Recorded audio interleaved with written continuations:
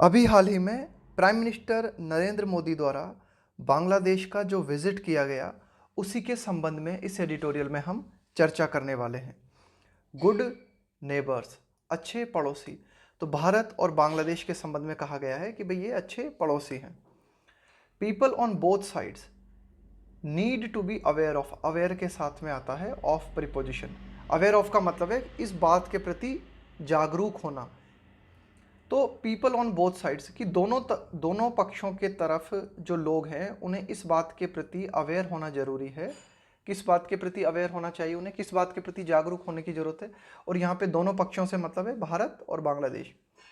The sensitivities, संवेदनशीलता, in India Bangladesh ties to, ties का मतलब है संबंध, कि भाई टू, इस बात की भी जरूरत है कि भारत और बांग्लादेश दोनों पक्षों की तरफ जो लोग हैं वे अपनी संवेदनशीलता को बढ़ाएं, है ना, ये एडिटोरियल कहना चाह रहा है।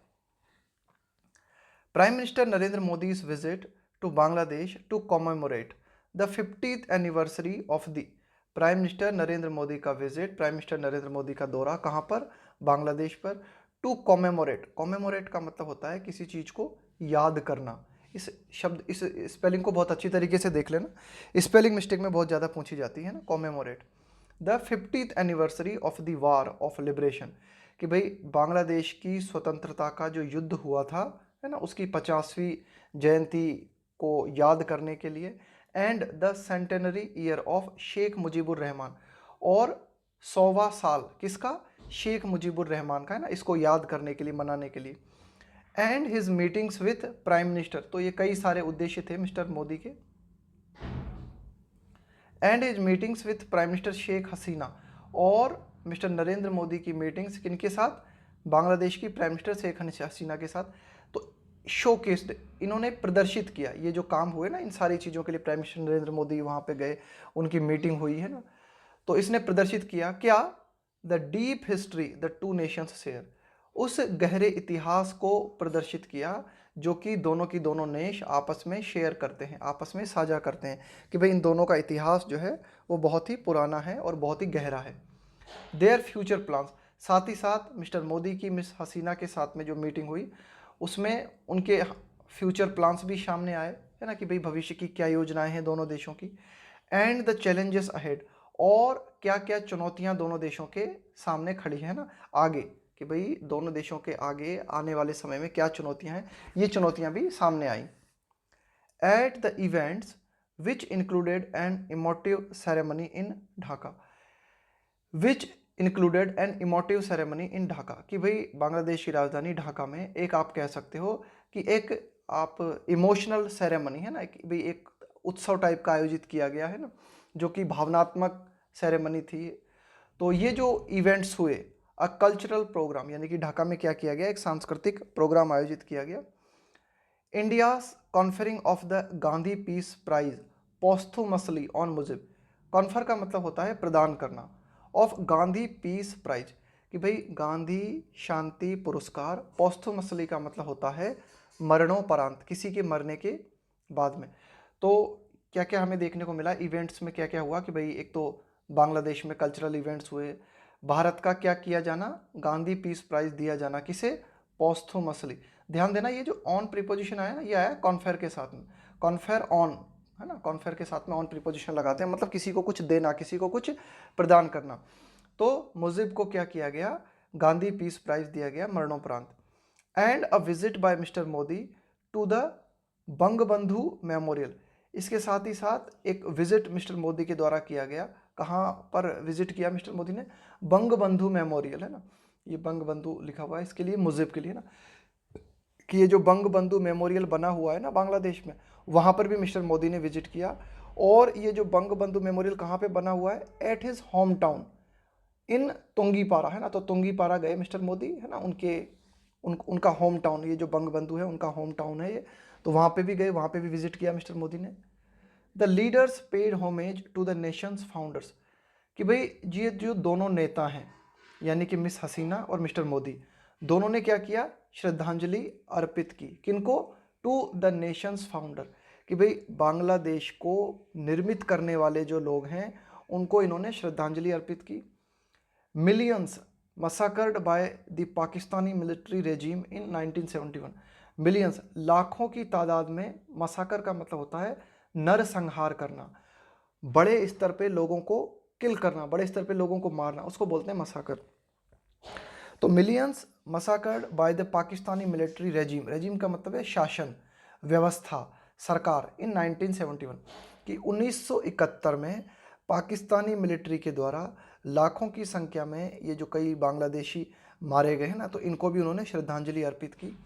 एंड दोज हु डाइड, और उन लोगों को भी श्रद्धांजलि दी गई हु डाइड, जो कि मर गए, फाइटिंग फॉर बांग्लादेशी फ्रीडम, यानी कि बांग्लादेश की स्वतंत्रता के लिए लड़ते हुए जो शहीद हो गए, जो मर गए, उन्हें भी इन दोनों नेताओं ने श्रद्धांजलि दी।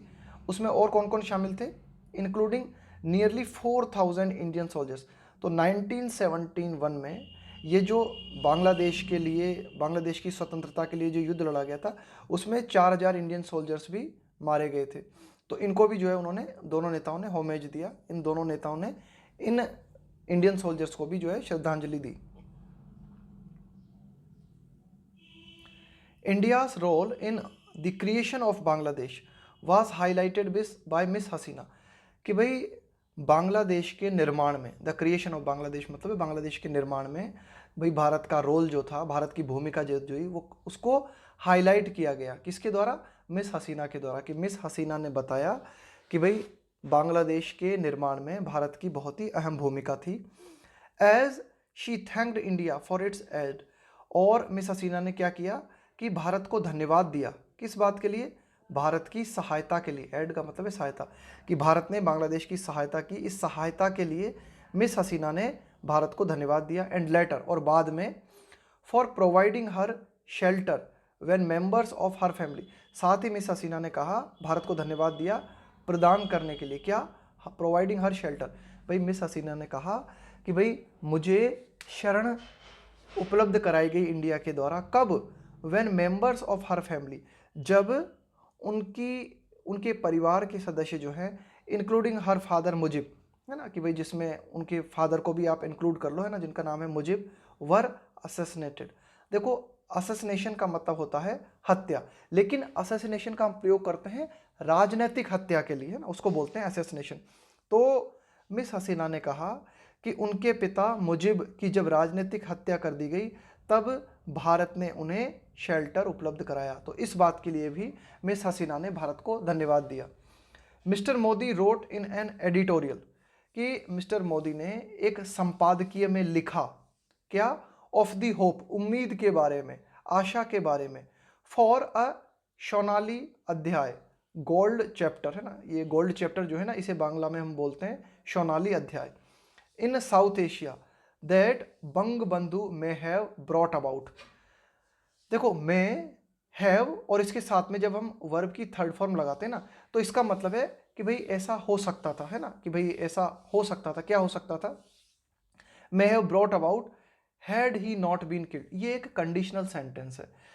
तो अब देखना, ध्यान से समझना, मिस्टर मोदी ने संपादकीय में लिखा, क्या लिखा? उस उम्मीद के बारे में लिखा, जिस उम्मीद को, उस उम्मीद के बारे में लिखा जिस उम्मीद को मिस्टर बंगबंधु ला सकते थे साउथ एशिया में, अगर वे नहीं मारे गए होते। ये इसका मतलब है कि मिस्टर मोदी ने संपादकीय में उस स्वर्ण अध्याय के बारे में लिखा, है ना, of the hope for a Sonali अध्याय, मतलब उस उम्मीद के बारे में लिखा उन्होंने। किस उम्मीद के बारे में लिखा?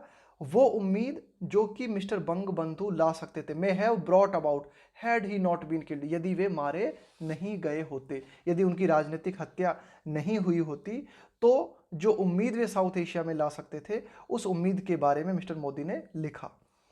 The two leaders built on their December 2020 virtual meet. देखो, वर्चुअल मीट का मतलब होता है ऑनलाइन मीटिंग, है ना, एक तरीके से डिजिटल मीटिंग। तो ये जो दोनों नेता हैं, है ना, मिस हसीना और मिस्टर मोदी, है ना, बिल्ट ऑन का मतलब है निर्मित करना, कि भाई 2020 में इनकी एक, आप कह सकते हो, ऑनलाइन मीटिंग हुई थी। तो उस मीट को इन्होंने क्या किया? बाय बोल्स्टरिंग। देखो, बोल्स्टर का मतलब होता है सपोर्ट करना, सहारा देना। By bolstering plans for connectivity. तो ये जो 2020 की मीटिंग हुई थी ना, इसकी, इन दोनों लीडर्स की, उस मीटिंग को और सपोर्ट करते हुए ना, और प्लान ये लेके आए फॉर कनेक्टिविटी, है ना, कि भाई दोनों देशों को कनेक्ट किया जाए, जोड़ा जाए, एंड इंफ्रास्ट्रक्चर प्रोजेक्ट, इसके अलावा अन्य जो प्रोजेक्ट है ना भाई, एक तरीके से आप कह सकते हो कि आधारभूत संरचना से जुड़े हुए जो प्रोजेक्ट हैं उनको और बढ़ाया जाए, विथ अ फ्रेमवर्क का मतलब है ढांचा, for cooperation on trade work, कि भाई एक फ्रेमवर्क निर्मित किया जाए, गाइडलाइंस निर्मित की जाए, है ना, कि जो व्यापार है ना, उसके ऊपर सहयोग कैसे बढ़ाया जाए, अलॉन्ग विथ, इसी के साथ ही साथ अदर MOUs, ये MOUs का मतलब है यही समझौते दोनों देशों के बीच में होने वाले, जैसे कि स्पोर्ट्स है, एजुकेशन है, डिजास्टर मैनेजमेंट है ना, कि भाई आपदा प्रबंधन है।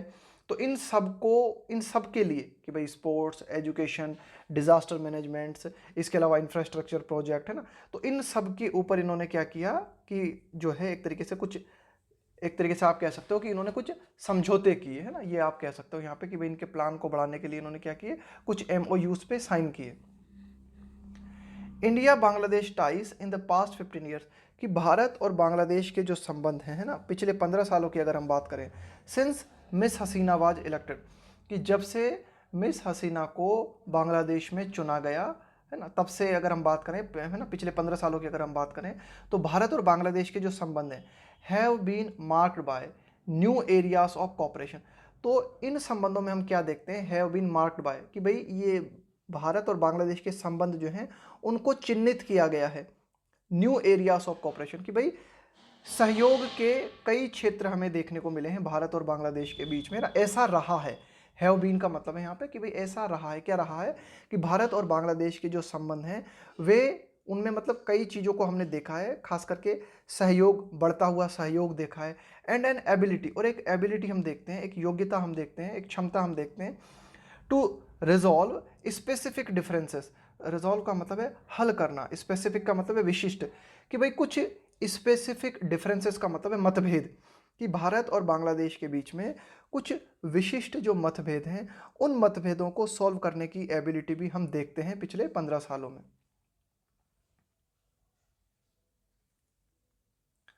मिस हसीनास डिसीजन बिगिनिंग 2019, कि भाई मिस हसीना ने जो निर्णय लिया, है ना, उस निर्णय की शुरुआत हुई 2009 से, to shut down anti India terror camps, to shut down का मतलब बंद करना, एंटी इंडिया टेरर कैंप्स, कि भाई भारत के खिलाफ जो भी आतंकवादी कैंप हैं बांग्लादेश में, उन कैंप को बंद करने का जो डिसीजन मिस हसीना ने लिया, इस डिसीजन की शुरुआत की 2009 से।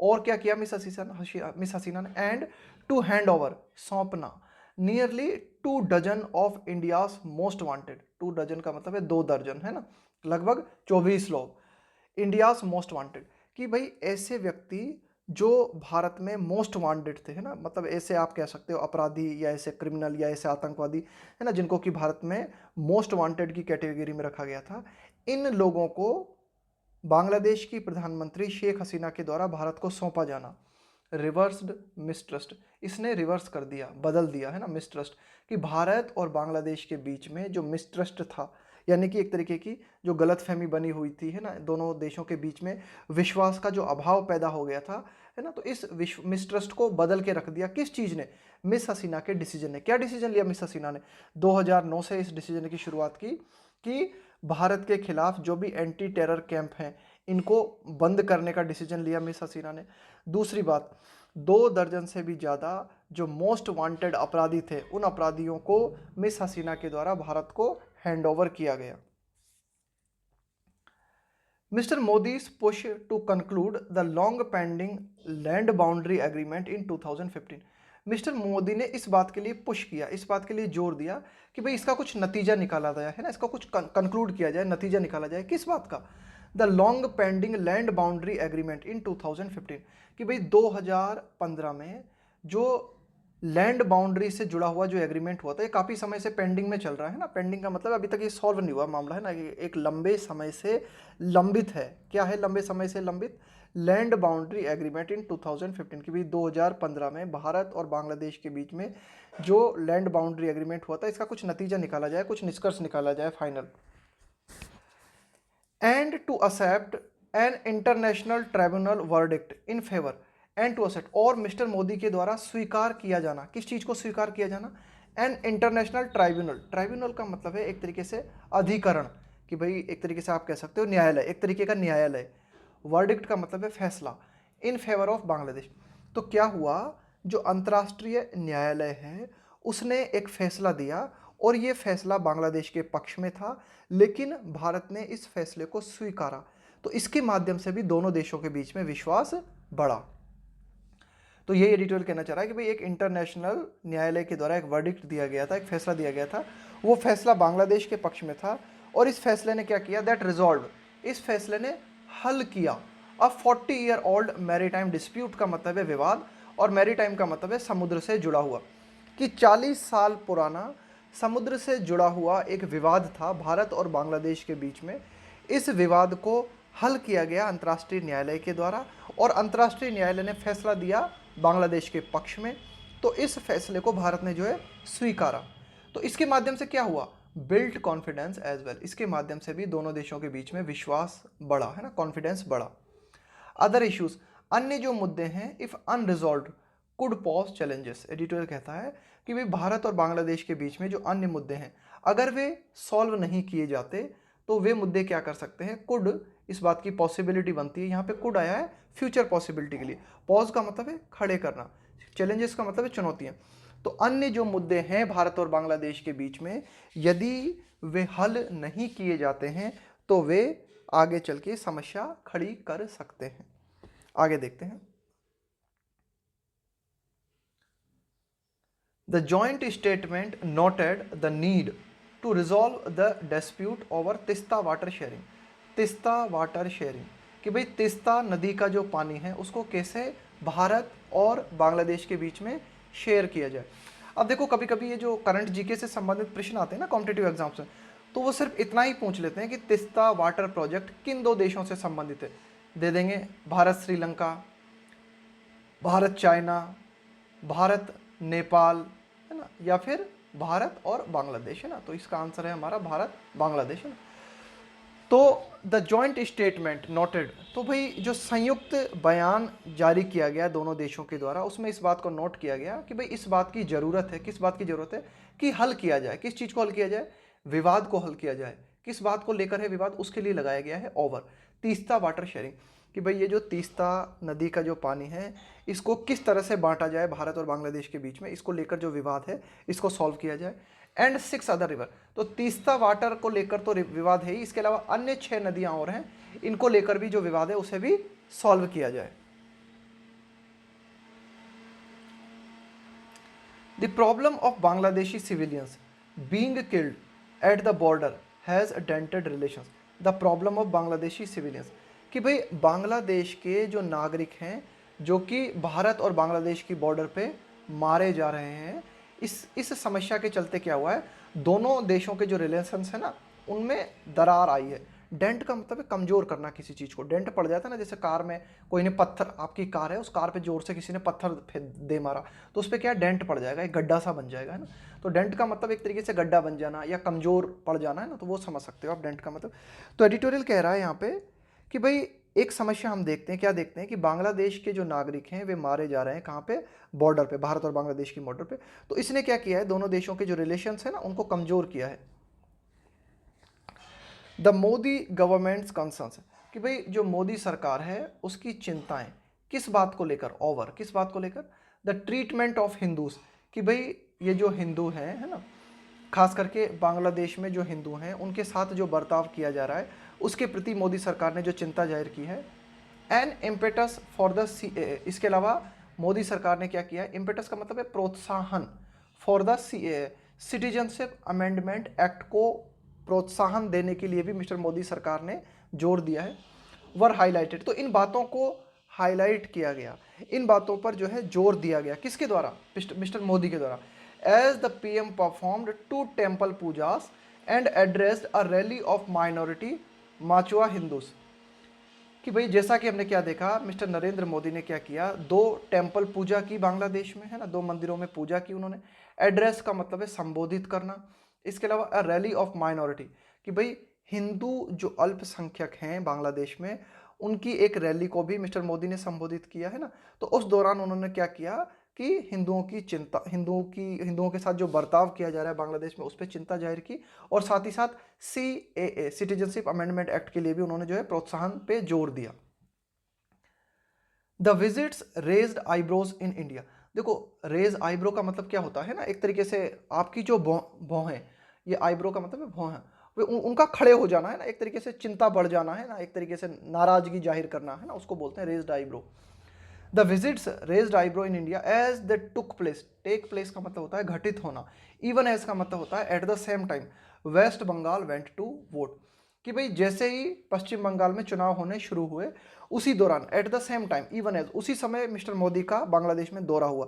तो इसके चलते कई लोगों जो है ना, कई लोगों ने नाराजगी प्रदर्शित की है ना, उनकी उनकी भौहें जो है वो चढ़ गई है ना, ऊपर उठ गई।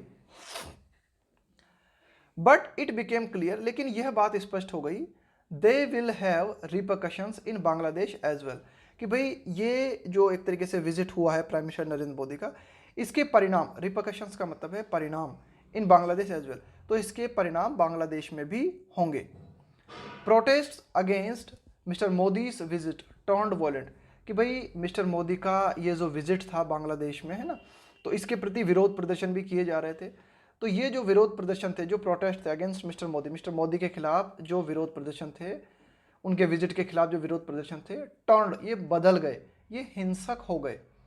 With at least 11 members of the हिफाजत ए इस्लाम शॉट डेड बाय पुलिस, कि भाई मिस्टर मोदी के खिलाफ जो विरोध प्रदर्शन बांग्लादेश में आयोजित किए गए वे इतने हिंसक हो गए कि एटलीस्ट कि कम से कम 11 मेंबर्स जो कि हिफाजत ए इस्लाम से संबंधित हैं वे पुलिस के द्वारा मारे गए, उनको पुलिस ने उनको शूट किया है ना, पुलिस के द्वारा शूट किए गए वो, क्योंकि बहुत ज़्यादा वॉयलेंट प्रोटेस्ट हो चुका था मिस्टर मोदी के खिलाफ।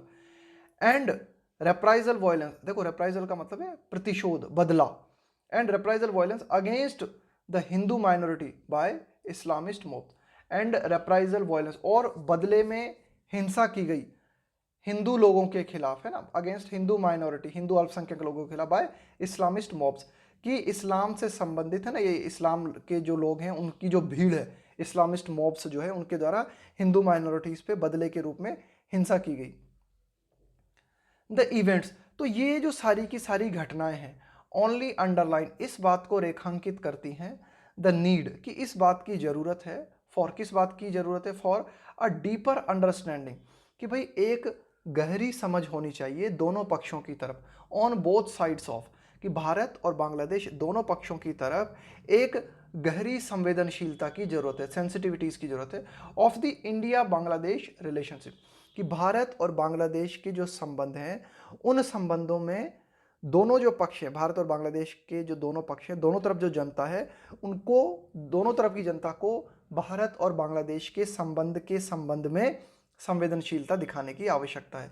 Even as at the same time है ना, इवन एज का मतलब है साथ ही साथ, उसी दौरान, its many successes are counted, कि भाई ठीक है भारत और बांग्लादेश के जो संबंध हैं उनकी कई सफलताओं को हम गिन रहे हैं एंड सेलिब्रेटेड है ना, भारत और बांग्लादेश के बीच के जो संबंध हैं है ना, जो सफलताएं भारत और बांग्लादेश के बीच की हैं उनको हम काउंट कर रहे हैं, उनको सेलिब्रेट कर रहे हैं, इनको तो हम सेलिब्रेट करें, लेकिन साथ ही साथ इस बात की भी ज़रूरत है कि दोनों पक्षों की तरफ संवेदनशीलता और ज़्यादा बढ़े। तो ये तो था हमारा पहला एडिटोरियल। अब देखते हैं दूसरे एडिटोरियल को। तो दूसरे एडिटोरियल में क्या बात की गई है, दूसरे एडिटोरियल में बात की गई है पुदुचेरी के बारे में है ना। टेरिटोरियल बैटल, टेरिटोरियल का मतलब होता है प्रादेशिक, क्षेत्रीय, किसी क्षेत्र विशेष से संबंधित। तो देखो इस एडिटोरियल में बात की गई है पुदुचेरी में होने वाले चुनावों के संबंध में। The BJP is trying to leverage its position, देखो लेवरेज का मतलब होता है एक तरीके से फायदा उठाना, किसी परिस्थिति का फायदा उठाना ना, एक तरीके से अतिरिक्त सपोर्ट प्राप्त करना। तो BJP is trying to leverage its position as the ruling party at the centre. तो देखो क्या है कि भाई केंद्र में बीजेपी जो है रूलिंग पार्टी है, केंद्र में बीजेपी सत्तारूढ़ पार्टी है, तो केंद्र में सत्तारूढ़ पार्टी होने का फायदा उठाने की कोशिश बीजेपी पुदुचेरी में कर रही है। पुदुचेरी में चुनाव होने वाले, हुआ क्या, a month after the Congress government in Puducherry was brought down, bring down, इसका मतलब है गिरा देना है ना, थ्रू इंजीनियर का मतलब क्या होता है, निर्मित करना, रेजिग्नेशंस का मतलब है इस्तीफे, ऑफ इट्स लेजिस्लेटर्स का मतलब है एक तरीके से कानून निर्माता है ना, कानून निर्मित करने वाले लोग। तो क्या हुआ कि भाई 1 महीना हो गया है इस बात को, क्या हुआ कि पुदुचेरी में कांग्रेस की सरकार थी, लेकिन इस कांग्रेस की सरकार को गिरा दिया गया। किस तरह से गिरा दिया गया कि भाई वहाँ पे जो लेजिस्लेटर्स थे, है ना, कि भाई ये जो पुदुचेरी असेंबली जो है उसके, आप कह सकते हो कि उसके जो असेंबली मेंबर्स थे उनका इस्तीफा निर्मित किया गया किसी तरीके से, है ना, और एक तरीके से कांग्रेस सरकार गिरा दी गई। द यूनियन टेरिटरी, तो अब ये जो पुदुचेरी आप कह सकते हो कि यूनियन टेरिटरी में आता है ये, है ना, संघ क्षेत्र में आता है, is preparing for an assembly election. अब दोबारा से पुदुचेरी तैयार है कि यहाँ पर जो है असेंबली इलेक्शन होने हैं। तो ये जो असेंबली इलेक्शन होंगे that could transform it's political landscape. तो ये पुदुचेरी में होने वाले असेंबली इलेक्शन पुदुचेरी का राजनीतिक परिदृश्य बदल सकते हैं। लैंडस्केप का मतलब है, लैंडस्केप का मतलब है नज़ारा, है ना, एक तरीके से। तो पूरा का पूरा जो राजनीतिक नज़ारा है वो बदल सकता है। क्यों? क्योंकि पुदुचेरी में जो है असेंबली इलेक्शन होने हैं। तो इसी असेंबली इलेक्शन के बारे में बात की गई है ना।